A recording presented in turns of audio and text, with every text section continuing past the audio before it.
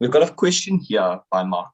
Mark asked for assistance regarding what would be a reasonable cancellation fee from a tenant's perspective when it comes to terminating a lease agreement early. Mark says he has never laid a foot out of place when it's come to his lease agreement, and he's been, to the best of his knowledge, a model tenant.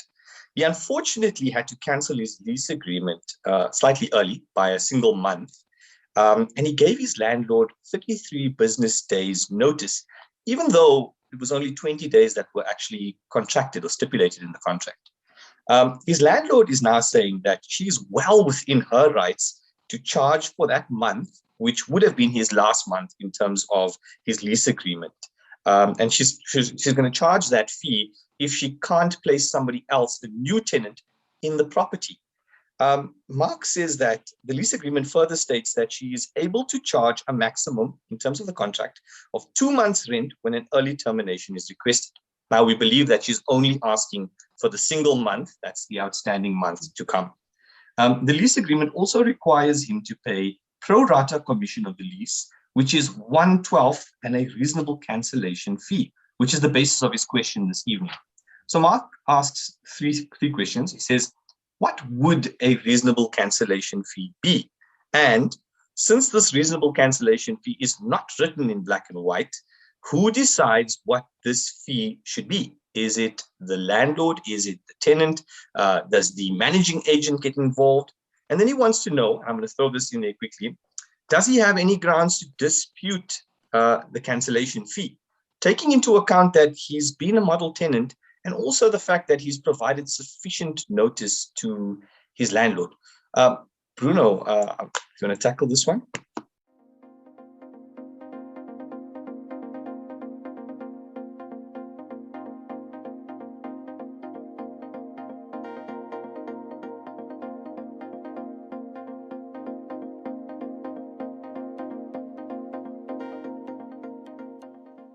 So I suppose, look, there's a legal answer to this where we can explore everything that's happening, and then there's a practical answer. I think let's start off with the practical answer first, because at least, at least in the context is set.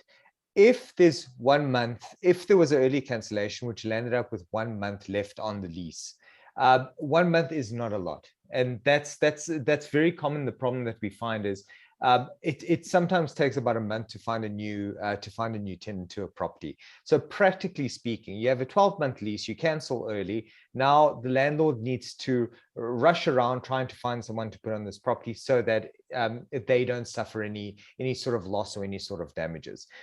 If there's only 1 month left on the lease and there's no one that's able to take occupation of the property, practically speaking, it does actually make sense. Prior to the CPA, the way that we actually used to do it as lawyers is we used to look at the reasonable period it would have taken to actually put somebody new on the property. And that's how we'd calculate damages. If we translate the concept of damages, which is pre-CPA, into what a cancellation penalty is supposed to look like, you get very similar results out of it. So that's not the legal answer to it, but the practical answer is, unless you can show that the landlord did everything but put somebody in the property, typically speaking, it is reasonable. And you often find that in the lease agreements, they normally make provision for 1 to 2 months. And that's become an industry norm. It's just what's being charged nowadays, especially in residential leases, specifically because that's the amount of time it takes to find somebody else.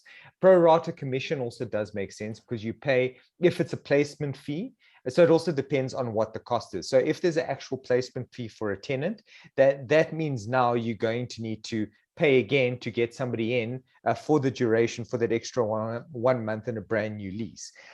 What sometimes you find is there isn't a placement fee and agents are just charging monthly and they don't charge anything ahead, but that depends on the mandate with the agent. So one can claim it and call it damages or call it some sort of loss if they are actually incurring it. But from a legal perspective, now obviously this easily flows into the legal answer, which is early termination is permissible. A tenant is allowed to do it on 20 business days notice. The lease agreements typically do always provide for some sort of clause or cancellation, reasonable cancellation fee if somebody does want to cancel early. And, sometimes this carries an upside or a downside. The reality is the reason why it's in the lease agreement is because at least it's in writing. It's stated, everyone agrees to it beforehand, which makes it easier to enforce. Whatever that might be it 1 month, 2 months, the landlord is entitled to ask for it.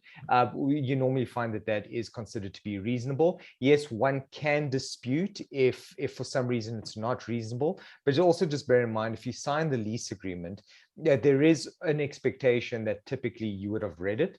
But yes, if it's totally unreasonable, you would be able to dispute it and show cause why that penalty shouldn't be or shouldn't be allowed. In a case where it's only 1 month left on lease, I highly doubt it's not even feasible to go and spend the time to dispute it. No, thanks, Bruno. Really appreciate that answer. And I hope Mark's watching or tuned in. If not, Mark, you can always contact Bruno or Cilna later on as well.